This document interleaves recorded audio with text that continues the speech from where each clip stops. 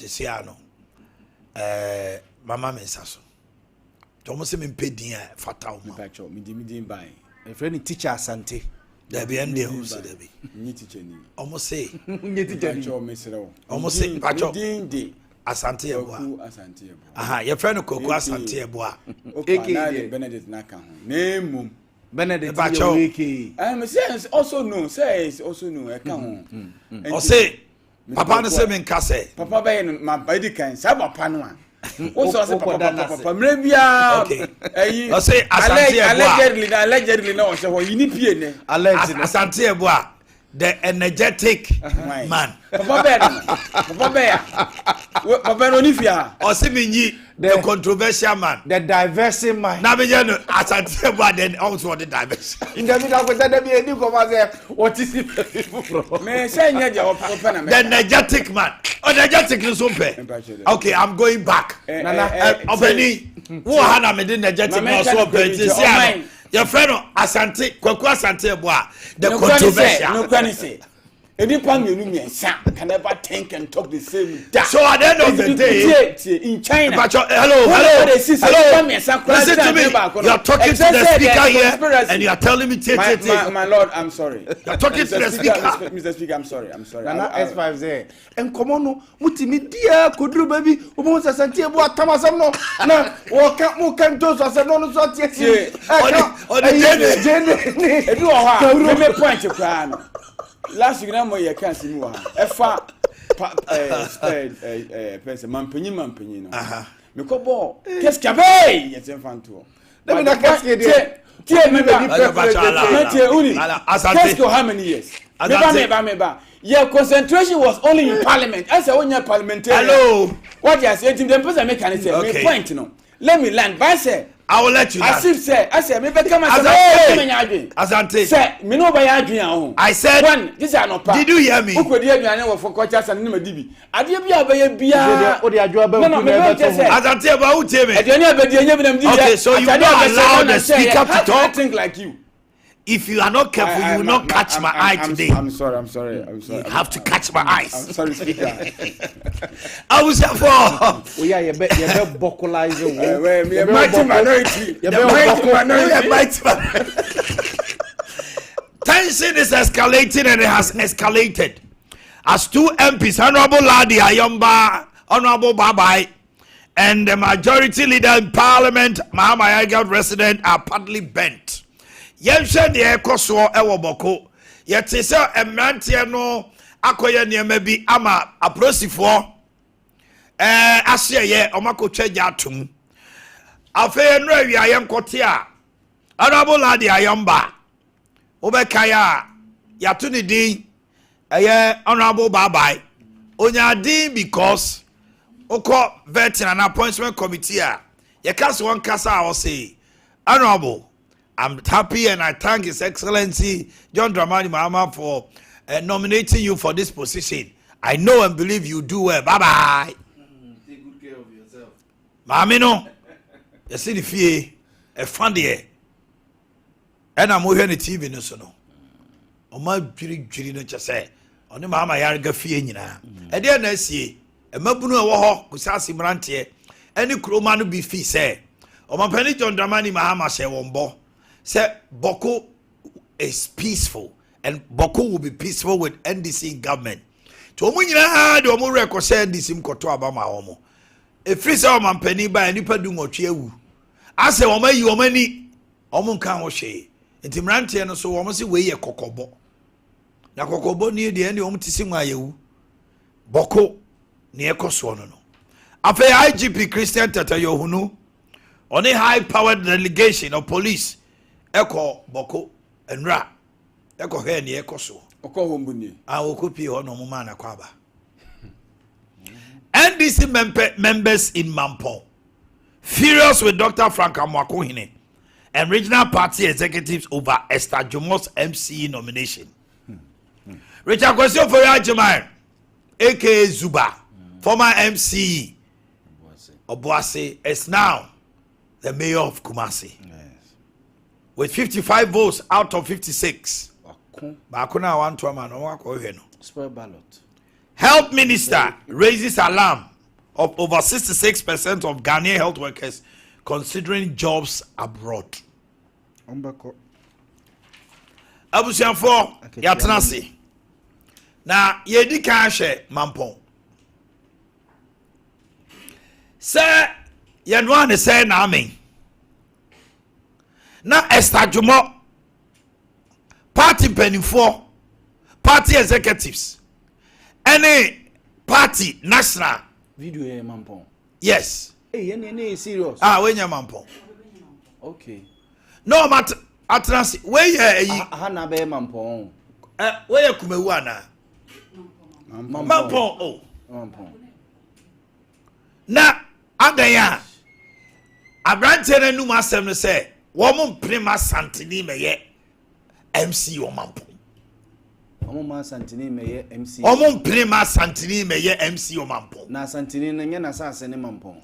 Na mampon abrante na o kasa no so yesremni. What? You see, ukaka we pe obi ti baby o se o mo ye traba. Ebeda na siwo as Ghana ha say ya Boakye ya dom. Ofra Santi region on the whole MC. And crying. Kwame o say wusu. Accra mayor. Ana Ayawa so west. I knew we in Kansas. Where? Wo de mama tie the kasa no. Mo sa mo bio. Mo mo ne kasa no.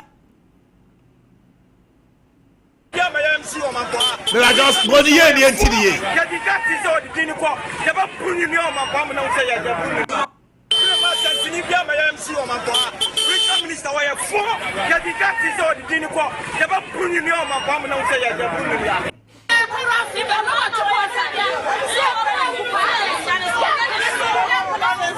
Say Baba wa mo kan check your mama say me sisale ni me say me. Oh, ya trust antimantem ha. Ana santifo ye ni aya ma ho kwan na so mura aye dey adore ye. It is sad. I very sad. Ya wa hanu mo ye nua mo awuku onya achimni. Yeah. Onya achimni. Amoku enkawe former DC. Achwa weja. MC yes. Efija kwa bre kire ya owre kwadu. Onya Fantini. William Oreko, the former MPS. Ayi kwada so MP. Ni nchifre Nyako. Kesiri Nyako. Ofri voter region. Nyako ye angreni yes. Meba. Akwamni efe no. Ahaya we ya tafo. Yes. The SYMC. Yene adamfo. Inusa. Lord Inusa yes. What ha de wo no. Kwabre. Omampani Mills pencil. Yeah, Adam Sinisa. Why are Santini? Na ba kubi so we accept everybody. Olenu. Manson Kwanta. MC Efenu Olenu. Former MC. Because omo say ye wo na ha na tete no. Me say Upper West. Omampani Jomama yi Bizidin onye sremni. Omo say on free Upper West. Don't mean your regional minister. Almost strike ya Momampani SSA Bizidin. Ade na akoba say mampon Asante Kro kese the silver stool. Near ye estadjumo Santinia. Usrem ni timi nya akokodro gina TV siga ye prima Santini meye MC o mampon. What the heck? Oh my, sir, look at what kind of a ya trawa ma fe de fufu ya don e kwa say. Oh my, local government system na mo practice na. Aba e go duru maybe. Na mo say e beto aba, ye nto aba. Na kwa no fa soto go fa na that thing by. E no da nche o ma he. Me ntiase se obi ye MC. Na se bi kroma ho na ase ho ana obi a won free ho na baba ye MC. Ye no kwa na me se me ntiase. Hwe on my local government system no eye nipa na won patem ho no but ekoba say obi a wo ye MC hwe ye ka mampon for instance wo ka dwumo a ho dwumo eye local names a obo a Asante region ha most of them come from now yes dwumo ya Asante region na fo pia omo de dwumo a omo tu nyina ye sebe omo free meba mamele communication director mampon NDC kwakuba na asko bi mo ache. Yeah, Penikese. A bomb to say. Oh, about the other room at the Pache, the Academy Ampo. Okay. Kwaku enra penche a chese say mampon. NDC office nyina ye hwe ne o TV so bubu niema ye te se mrante bi so omon prema santini me ye MC wo ho. Wada roma e de na e support na adenti na omo ye protest no. Yo kasi ma me fa akonya nyina mentia atifo ne ahwefo nyina. Asante mampon bibia eye boko ne dikai mejina emabuna omo NDC anamu asante mampon na me de Sompa ama Ghana fo nyina ama kodu ye papa His Excellency John Dramani Mahama ho emabuna ewo NDC no asante mampon ato party mpanifo enra ewo party office ene ye ebetwetwe nkomo na nkomo no mu no anya omo de eno na ema ne esiye no esiya mo ka ho ase omo eba ye no na omo wo relief dia omo de enna omo nsem nyina ne se mampon MC akonwa no ato ehu be hia se yeyi obi de court na akonwa no so na abra mpenifo ye ho advert no nipa nwotwe ele wa asante mampon a omo show interest ema omo call vetting ewo regional party office eho no omo shortlisting nipa miensa eye Kano Mohammed, constituency current chairman, Yakubu Isifu, the parliamentary candidate, and Alaji Moro Idrisu, and also a former constituency chairman. These were the list, almost short list, you didn't say, almost to also national vetting. Now, you could do national vetting, no? Surprisingly, no, it didn't mean ever come, me and Sana. Ye shortlist ye no ema no ye enum edimi nu a ebeka ho no ba ko eye estadwomo na me etoso mi nu eye ni ejaben enti ekofa enti wa show eba party ni say ya shortlist nipa miensa na ekoba say na national vetting no number no ekoye enum. That was their first concern omuhia enchiremu afi party executives ye etoso mienu a omo kan se sa nipa enum yi o de omo mfa ne se nipa enum na omakọ national vet na abrantia ye fe ni ejaben ye nim no ewo constituency ni mu se oye party ba ye etoso mienu madam Esther Jomo o join the NDC party just the year 2022 na akoba say adidi ato a omuhu ni say the time enye nsoe enti betumi a nipa miensa na ye shortlist wo mo na ye ni wo mo no omo aye adwuma ama party for so many years abe na nka ye consider emu baako na ye kofa another person na you nim say party no or joining the party from MPP in the year 2022 and only omu greatest worry omu ba say empanifo enchire wo mu na omu anya atesem say edi Esther no na presidency omu ede ebre mampon NDC ene mampon fo nyina na ekobasa omu hu ni say emwa party adwuma no ewo asante mampon esi say edi na omu tete no sai nipa no onim party no dwumadie ewo mampon yie indi ko mususu se sai nipa miensa na ye shortlist omo earlier no omo hia emu baako eno na ye se omo ntwen ema edi na nkasa emra because official communique bi anye den eni ho ni omo tini na eye rumor na emaburu ni se every rumor bia no there is an iota of truth ebata ho enti omo ntwen ema edi no emma na edi ni nya beto ho wi a there's nothing that they can do. Okay, Kwaku Barasko. Kwaku. Yes, sir. Matthew Gasa nyina. O kire mabru ni nsemu. Party executives in Pennyfono. Omo edena emrantia no de omo ka say rumor. But party executives e me gidi say basis amri. Omo nim say yi Esther Jomo. Party Pennyfono mpene so ana. Party empanifo ameka ho a me communication officer no me gidi say ye nya information bi a na the same rumor and yɛde ɛyɛ adwuma. So maybe regional executive any nim nipa oba Asante Mampong. That one I cannot tell. But yeah, your Mampong as constituency executive no. Rumor na yachine and one ayenso yegina. And I ask, sir, so if the rumor comes to play, say Esther Jomo and Amoyina, a pennyfono Mobonyo Swana. As a party executive there, Nipa Abana de Bebiano, we have to find a way to calm down the situation. Next, I wait in Nipa no aye ejuma. Okay. Because in this appointment, no, we are not part of the consulting agencies, so there's no way we can resist. But what we'll do is say we will calm tension next down, so that eventually Nipa no atwa koso ye party na ejuma. Kwakuba na asko meda asiano pay. All right, Asante na okasa.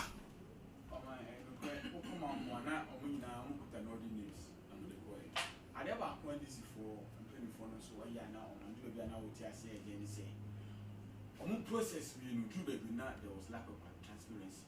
Any woman on phone you can't call look at it. Oh, Asante lady. Omuye no silence na some come dey kon. E didn't be fair chire. E go shishe. You pray back o pare. Asante lady ha on came na e nipa me san ya manu wan. Richard Ofori. I just your mic no. Okay. Hey. Richard Ofori agiman. Martin Asamoah tu ahe ena na asaribedi akon. Bedu baby na maami bi. It was raining all over the places. Okay. And you know, yes, lawyer Mary. What you say? Mary Siasari. And you know, wife no. Nipan mo na mo so mo fa listen rana omon konko en short listen. Omon convert na wie. Mo the listen kwa. E dey na mo kodu nkran ho no. Nipa bi din ababon and that is very legitimate.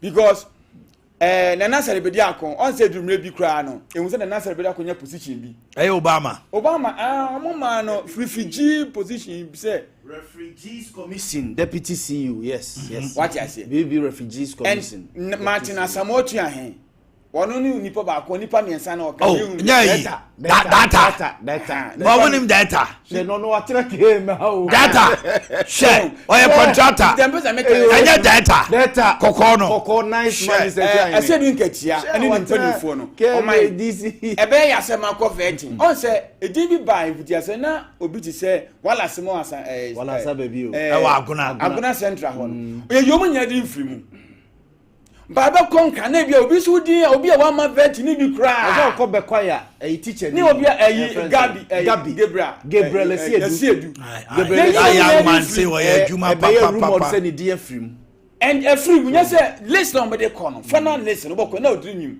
so obi ti say PV mu nyina no omo ko vetting omo di afrim so afrim amfa nchen bia nkopem onkan baba ko do kan no na di bia ma vetting no na baba ko and that is a problem. This is mame Esther Jomo. So pebia asa hanya ni dinya dey. Okofete okumasi. No, I don't have a problem with it. Asante. They can protest. But don't come and stand on national television and utter such nonsense. Say, me prima Asante. Who the hell are you? That is the annoyance I don't want to hear. Local government say Asante region.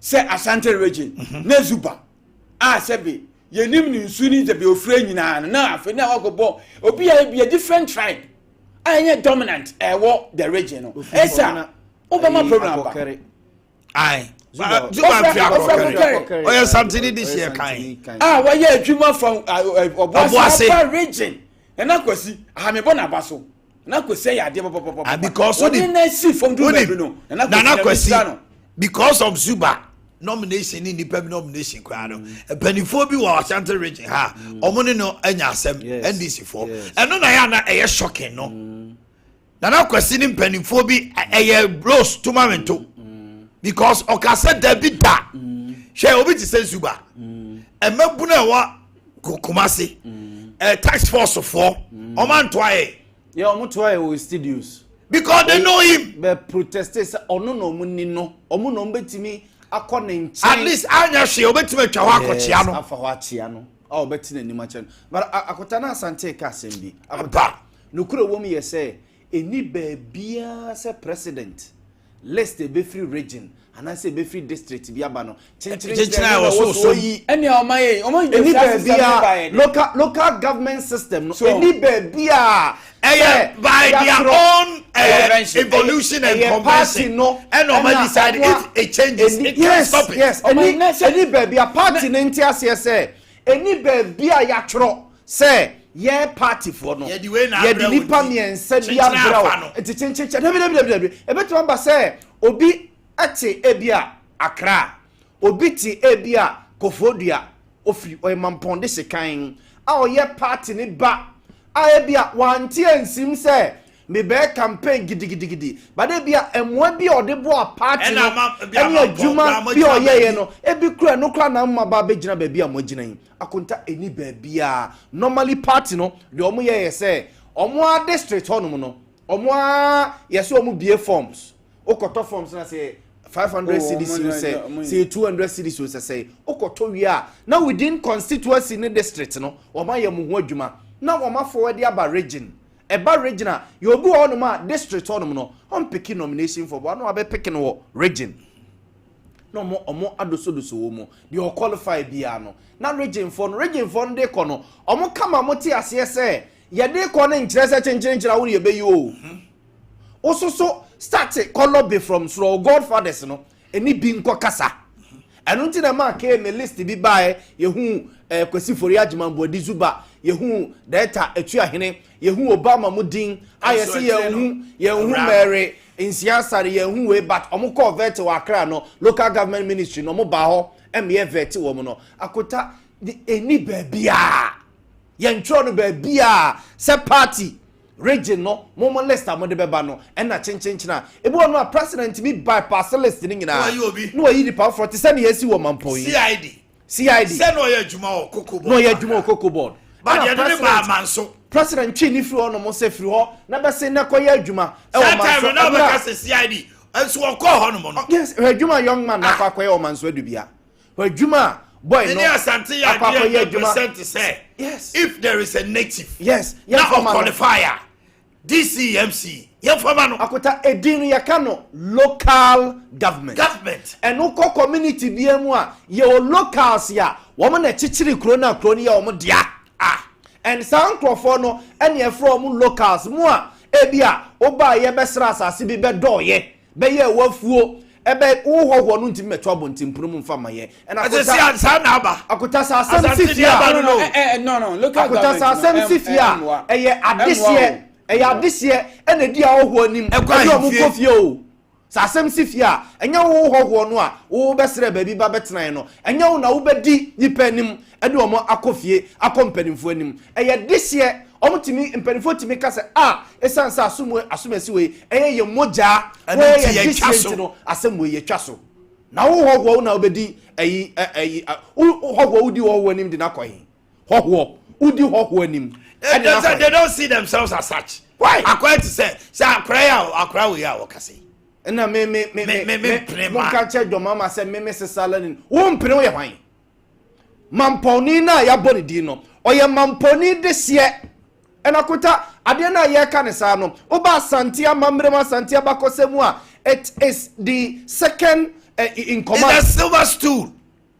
Na ye asantini a o se me sisale ni me mpre na ya omo ye adwuma o party ni mo no edi omo boy em yesa nyina wo ko mu sisala ho no santini betima kwa kogina ho ono no me ye santini me sisale ni sisale ni ma medi why do we do this say ekoba se bia ya nti science mu ya sia ho ebenya even dominant tribe akwa omo party be ba power among they will take every virtually yes because say for instance say salary ni aba be di Ashanti region why are people within the party cry blame on pay your mama say na appointment almost 80% akoye slim onte not less than voters almost 80% akoye slim meanwhile so central they complaining but akoye municipal now say central region for instance ni e wa kwakobo MC dia nya akobo obi ofri northern as the region na omo ho no so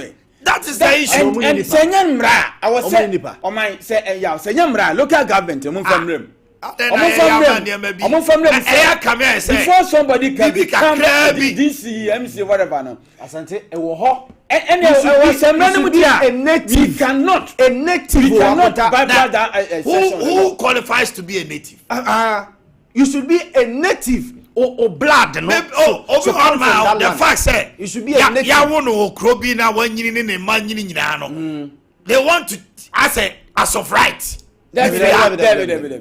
You so no be there. Yes. No money papa did any Mafo. Mafo ya yini. Bonure. No free, yes. No free, bongre. O to very gromo, but almost bonure. Amo allegation of the tone say, Wakojado the day no the mabongre this year.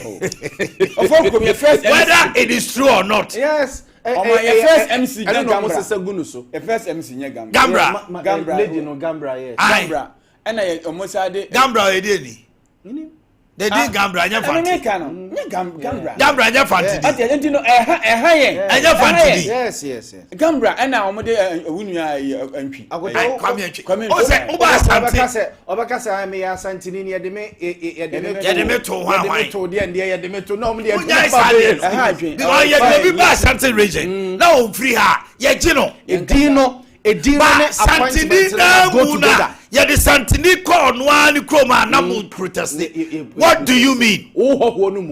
To be kind say me pray my fa Santini me ya na bibi ye mo ani krom ye no an say Asante ma ka asem we say Asante mo mama Sante hia mo ye ka ho bi na we nyina si o Asante fo ye ka ho bi eya kame aye say ubo obi no ya Santini pe na manfo aye say it's as if say o memu hanom no ye ntu free ha na akotade we ye ka ho asemi ye ka Asante asem no obi ti baby be ka say ye tribal ba o de nka me nka say nke ye ka ma nodness ana say bia ye ka ma eno de o be di o ka say o enkrofo mu ye patriotic pa because mo ka de ama but ye ka ma ye nuanom Asante boy o ya Asante dia o problem o de ye busa say o free o me Asante ni mo de o ye tribal dodo me ka say me Asante no me ye tribal ba o busa me ka say me ye sirem ni dia o okay o me yang ni dia okay me ye Infantini dia okay but de me ka say me Asante ni hey Okotame